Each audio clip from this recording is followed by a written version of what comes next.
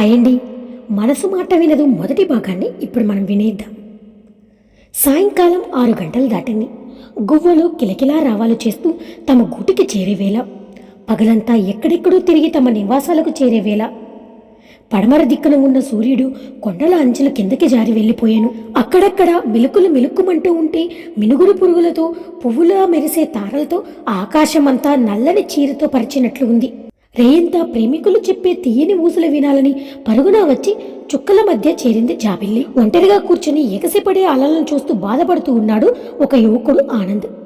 అతన్ను వెతుకుతూ అక్కడికి వచ్చి తన పక్కన కూర్చున్నాడు తన స్నేహితుడు వేణు. ఏంట్రా, ఎందుకురా ఎక్కువగా ఆ అమ్మాయి గురించి ఆలోచిస్తూ బాధపడతావు? ఆ అమ్మాయి కోపంలో అర్థముంది. నువ్వు తాగి తన ఫ్రెండ్స్ ముందు తన పరువు తీస్తే కోపం వచ్చి కొట్టక ముద్దు పెడుతుందా ఏంట్రా అని ప్రశ్నించాడు. మరి తనకి ఏది నచ్చితే అదే చేస్తుంది. తను చెప్పినట్టు నేను వినాలి, కానీ నేనేం చెప్తున్నా వినదు. నన్ను ఇంతకు ముందులా అస్సలు పట్టించుకోవడం లేదు. తనని చూసి చాలా రోజులైంది. ఒక్కసారైనా కనిపించి వెళ్ళమంటే వినడం లేదు. మాట్లాడాలని కాల్ చేస్తే ఫోన్ కట్ చేసింది. కట్ చేసినా ఇంకా చేస్తూనే ఉన్నానని స్విచ్ ఆఫ్ చేసింది. రాత్రి గుర్తుకు వచ్చి మాట్లాడాలని ఫోన్ చేస్తే రింగ్ అయ్యింది. ఎప్పుడు పడితే అప్పుడు ఫోన్ చేయకూడదని తెలియదా నీకు అని తిట్టిందిరా. కోపం రాదా మరి? అందుకే ఆ కోపంలో అది ఎప్పుడు ఫ్రెండ్స్తో కనిపించే కాఫీ షాప్లో గొడవ పడ్డాను అని చెబుతూ పోతూ ఉన్నాడు. అవును, మీరు చివరిగా కలిసి మాట్లాడుకుంది ఎప్పుడు అని అడిగాడు. సరిగ్గా నెల రోజుల క్రితం అని చెప్పడం మొదలుపెట్టాడు ఆనంద్. ఇక గతంలోకి వెళ్తే సముద్రం ఒడ్డున కూర్చొని ఒకవైపు గంట ముందు ఫోన్ చేసినా అరగంటలో వచ్చేస్తానని చెప్పిన ప్రియుడు ఇంకా రాలేదని కోపం చిరాకులో ఉన్న ఆమె సంధ్యా సమయంలో వచ్చి చేరిన ఆమె ఆకాశంలో సూర్యాస్తమయంతో పాటు చంద్రోదయం కూడా చూసే అవకాశం వచ్చింది. 2 గంటలు తనని ఎదురు చూసేలా చేశాడని కోపం వచ్చిన అక్కడ సముద్ర తీరం నుండి పైకి వస్తూ పెద్దగా కనిపిస్తూ ఉన్న జాబిల్ని చూసి అక్కడ వాతావరణం ఆమె మనసును ఒకంత ఆనందానికి గురిచేసింది. సిటీకి అలవాటు పడి బైక్ మీద షికార్లు, సినిమాలకి, రెస్టారెంట్కి వెళ్లడమే తప్ప ఇలాంటి మనసుకి ప్రశాంతత ఇచ్చే చోటికి రావడం ఈ 3 ఏళ్లలో ఇది ఎన్నోసారో కూడా ఆమెకు గుర్తులేదు. కానీ తన ప్రియుణ్ణి కలిసిన మరుక్షణం నుంచి ఇక్కడికి తన కోసం రావడం అలవాటైపోయింది తనకి. అంతలోనే వెనుక నుండి వచ్చి తన కళ్ళు మూశాడు. ఆమెపై మనసు పడిన 6 అడుగుల అందగాడు. ఆమె కోపంతో చేతులు తీసి వెనక్కి నెట్టి లేచి నిలబడింది. ఆమె చూపులతో గుచ్చి చూస్తూ కళ్ళు పెద్దవి చేసింది. ఆమె చూపుకి అర్థమై దగ్గరికి వచ్చి, సారీ బేబీ, నేను త్వరగా వస్తామని బైక్ తీశాను. ఈలోపు అమ్మ ఫోన్ చేసి ఇంట్లో కూరగాయలు లేవని, రాత్రికి వంట చేయాలని తొందర పెట్టి ప్రాధేయపడింది. అందుకే అమ్మ మనసు నొప్పించకూడదని వెళ్ళి తెచ్చి ఇంటి దగ్గర ఇచ్చేసి వచ్చేసరికి ఈ టైం అయిపోయింది అని వాచ్ చూపించాడు. ఎప్పుడు ఇలా ఏదో ఒక కారణం చెప్పి తప్పించుకుంటావు నువ్వు? ఒక్కదాన్ని ఆడపిల్ల ఒంటరిగా ఉంటుంది పాపం. త్వరగా వెళ్ళాలన్న ఆలోచన ఉండాలి కదా నీకు. అయినా ఒకవేళ రావడం కుదరకపోతే చెప్పేయాలి. రాకపోతే రాలేదు, నాతో మాట్లాడడం లేదు, నన్ను మర్చిపోయావని ఫోన్ చేసి రాత్రి తెల్లవార్లు పడుకోనీయకుండా నా బుర్ర తింటున్నావని భయంతోనే వచ్చాను. సర్లే, అమ్మ పేరు చెప్పావు కాబట్టి వదిలేస్తున్నా ఈసారికి. సరే ఇంకేంటి, ఎందుకు పిలిచావు చెప్పు అని అక్కడే నిలబడి ఫోన్లో మెసేజ్ వస్తే చూస్తూ ఉంటుంది ఆ అమ్మాయి. ఏమీ లేదు, నీతో మాట్లాడాలని అనిపించింది, అందుకే ఫోన్ చేసి బీచ్కి రమ్మన్నానని చెప్పాడు. హో, మాట్లాడాలనిపించిందని ఫోన్ చేసి మరి పిలవాలా? ఫోన్లోనే మాట్లాడొచ్చు కదా, దానికోసం ఫోన్ చేసి మరి రమ్మని చెప్పాలా? ఇంతకీ ఏం మాట్లాడాలో చెప్పు. నేను హాస్టల్కి వెళ్ళాలి, లేట్ అయితే డాడీ నుంచి ఫోన్ వస్తుంది, ఇక హాస్టల్లో వెళ్ళలేదని తిడతారు అని ఫోన్ చూస్తేనే సమాధానం ఇచ్చింది. సరే వెళ్ళిపోదులే, కానీ రా, కాసేపు ఆ ఫోన్ పక్కన పెట్టి నాతో పాటు ఇక్కడ కూర్చో అని కింద కూర్చొని ఆమెను చెయ్యి పట్టుకుని దగ్గరికి లాక్కున్నాడు. భుజాల చుట్టూ చేతులు వేసి మరింతగా జరిగాడు. ఆమె కోపంగా దూరం జరిగి కూర్చుని చెప్పు అని ఫోన్ పక్కన పెట్టి తన వైపు చూసింది. నీకు తెలుసు కదా, నేను మొదటిసారి ఇక్కడే ప్రపోజ్ చేశాను. నువ్వు కూడా నా ప్రేమను అర్థం చేసుకుని దగ్గరయ్యావు అని సముద్రాన్ని చూస్తూ ఆ రోజున గుర్తు చేసుకున్నాడు. గుర్తుంది. అయితే ఏంటి, అది చెప్పడానికి పిలిచావా? ఇంకేమైనా ఉందా? డాడీ ఫోన్ చేస్తున్నారు అని కట్ చేసి తన వైపు చూసింది కంగారు పడుతూ. అదే, ఈ రోజుతో మనం కలుసుకుని మన మధ్య ప్రేమ మొదలయ్యి 3 సంవత్సరాలు అవుతుంది. ఓ, అది చెప్పడానికే పిలిచావా? మరి నువ్వు నేను కలిసి మనమయ్యి ఇంకా విడిపోకుండా కలిసి ఉన్నందుకు పార్టీ చేసుకోవాలి. చాలా బాగా ఈ రోజంతా ఎంజాయ్ చేయాలి. కానీ నువ్వు మాత్రం ఎప్పుడు ఖాళీ జేబుతో వస్తావు అని మొహం పక్కకు పెట్టుకుంది దిగులుగా. నో బేబీ, రోజులా కాదు, ఈ రోజు నా దగ్గర డబ్బులున్నాయి, ఇదిగో అని చేతిలో పెట్టాడు. ఇవి నేనేం చేసుకోను? నువ్వే ఏ గోల్డ్ రింగో చైనో కొని ఇవ్వు, అది భద్రంగా నువ్వు ఇచ్చావని గుర్తు చేస్తూ ఉంటుంది అని అంది నవ్వుతూ. అవును, అది నీ ఒంటి మీద ఉంటే నువ్వు నాకిచ్చావన్న ఫీలింగ్ నాకుంటుంది అని లేచి ఉండి ఇప్పుడే వస్తానని చెప్పి బైక్ దగ్గరికి నడిచాడు.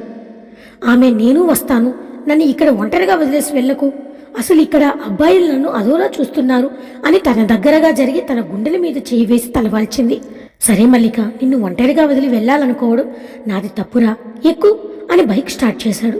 మల్లిక తన నడుము చుట్టూ చేతులు వేసి ఆనంద్ మీద తలవాలుస్తూ, బుజ్జి ముందు సినిమాకి వెళ్తాం, తర్వాత కొనవచ్చు అని ముందుకి వంగి చెంప మీద ముద్దు పెట్టింది. సరేరా, నీ ఇష్టం, నువ్వు ఏది చెప్తే అది అని మల్లిక ఇచ్చిన ముద్దుకి గాల్లో తేలిపోతూ ముందుకు దూసుకుపోయాడు. సినిమాకి టికెట్స్ తీసుకుని లోపలికి వెళ్లారు. మల్లికతో మూవీ చూస్తూ ఎంజాయ్ చేస్తూ మధ్యలో డబ్బులు సరిపోతాయా లేదో, ఏటీఎంలో డబ్బులు తీసుకోవాలా అని ఆలోచిస్తూ ఉన్నాడు. మల్లికతో తనకి పరిచయమై 3 సంవత్సరాలయ్యింది. ఇద్దరూ ఒకరిని విడిచి ఒకరు ఉండరు. మల్లిక, ఆనంద్ కూడా మధ్యతరగతిలో పుట్టి పెరిగిన వాళ్లే. ఇద్దరికి డిగ్రీలో పరిచయం. ఆనంద్కి ఇంకా సబ్జెక్ట్స్ ఉన్నాయి. మల్లిక డిగ్రీ పూర్తయి పై చదువుల కోసం విదేశాలకు వెళ్లాలని, పీజీ ఎంట్రన్స్ పరీక్షల్లో మంచి ర్యాంక్ రావాలని వైజాగ్లోని కోచింగ్ తీసుకుంటూ ఉంది. ఆనంద్కి బాధ్యత తెలియదు, కానీ తల్లిదండ్రుల బాధపడేలా ఏమీ చేయడు. ఎప్పుడు మల్లిక ఏమడిగినా తన కళ్ళ ముందు ఉంచాలి, తనని సంతోషపెట్టాలి, లేకపోతే తనని దూరం పెడుతుంది అనే భయం ఉంటుంది. మల్లిక చూడడానికి సినిమా హీరోయిన్లా ఉంటుంది. అందంగా ఉన్నానని అహం ఆమెకి. అబ్బాయిలు తమ వెనుక పడుతున్నారని తన అందాన్ని చూసి తన అదృష్టానికి పొంగిపోయేది. ఆనంద్ కూడా అందంలో మహేష్ బాబు హీరోలా చూడచక్కగా ఉంటాడు. ప్రేమించే అమ్మాయి కోరింది తెచ్చి ఇవ్వడానికి ముందు వెనుక క్షణం కూడా ఆలోచించడు. ఇద్దరూ సినిమా చూసి బయటికి వచ్చారు. ఆకలేస్తుంది ఆనంద్ అని అంది. నాకు బిర్యానీ తినాలని ఉంది అని భుజంపై తలవాల్చింది మల్లిక. తన దగ్గర సరిపడా డబ్బులు ఉన్నాయో లేవో కూడా అనుకోకుండా తనని లాక్కెళ్ళి రెస్టారెంట్కి తీసుకుని వెళ్ళి తనకి నచ్చినవన్నీ తినాలనిపించి అన్నింటినీ ఆర్డర్ చేసింది. అవి ఆర్డర్ చేస్తూ ఉంటే ఆనంద్ ఇప్పుడు డబ్బులు లేవని అంటే నన్ను చీదరించుకుని దూరం పెడుతుంది ఎలా అని బయట వైపుకి చూశాడు. దూరంగా ఏటీఎం కనిపించింది. నువ్వు తింటూ ఉండు, ఫ్రెండ్స్ ఫోన్ చేశాడు అని చెప్పి బయటికి వెళ్ళాడు ఆనంద్. ఏటీఎం నుండి డబ్బులు తీసుకుని జోబులో పెట్టుకుని అక్కడికి వచ్చి తనతో మాట్లాడుతూ తనతో పాటు కూర్చున్నాడు. తన వైపు చూస్తూ ఉన్న ఆనందను చూసి నవ్వి నువ్వు తిను అని తనకు తినిపించింది. ఆమె ప్రేమగా తినిపించేసరికి అతని పేరులో ఆనందం మనసులో నిండిపోయింది. ఆమె కోసం తను వస్తువు తీసుకుని వచ్చిన చైన్ ఆమె వెనుక నుండి మెడలో వేశాడు. ఆమె అది చూసి వావ్, చాలా బాగుంది చైన్, ఈలోపు ఎప్పుడు వెళ్ళి తెచ్చావు అని సంతోషంతో మాట్లాడుతూ ఉంది. ఇద్దరూ ఆ క్షణం చాలా సంతోషంగా గడిపారు. టైం అవ్వడంతో తనని హాస్టల్లో దింపి వెళ్ళిపోయాడు ఆనంద్. తర్వాత ఆనంద్ తండ్రికి డబ్బుల గురించి ఏం చెప్పాలోనని కంగారు పడుతూ ఇంటికి చేరాడు. అదిగో నీ ముద్దుల కొడుకు రాలేదు, ఏమీ తినకుండా వెళ్ళిపోయాడు, ఎక్కడైనా నీరసంతో కళ్ళు తిరిగి పడిపోయాడా అని కంగారు పడ్డావు కదా, పాటలు పాడుకుంటూ వస్తున్నాడు అని బయటికి చూశాడు సుబ్బారావు. కొడుకు నవ్వుతూ పాటలు పాడుతూ రావడం చూసి, చిన్నా ఎక్కడికి వెళ్ళావురా, నువ్వు ఇంకా రాలేదని ఎంత కంగారు పడ్డానో తెలుసా అని చెంప మీద చెయ్యి వేసి తాకిందే. అది అమ్మా, ఫ్రెండ్స్ ఫోన్ చేసి బర్త్డే పార్టీ నువ్వు రావాలని బలవంతం చేస్తే తప్పక వెళ్ళాను, నిజం దాచి నోటికి వచ్చింది చెప్పేశాడు. ఏ ఫ్రెండ్రా, నీకు ఉన్న వాళ్ళల్లో బర్త్డే పార్టీ ఇచ్చేంత రిచ్ అబ్బాయి ఎవరున్నారా అని కోపంగా చూశాడు.